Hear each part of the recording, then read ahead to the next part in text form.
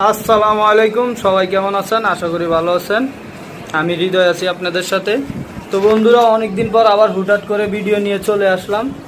আসলে কিছুদিন যাবত আমার ভিডিও অফ ছিল, তো এখন থেকে আবার রেগুলার অবশ্যই ভিডিও পাবেন। যারা আমার পেজে বা ইউটিউবে সাবস্ক্রাইবার আছেন, অবশ্যই আজকে থেকে আবার ইনশাল্লাহ রেগুলার ভিডিও পাবেন।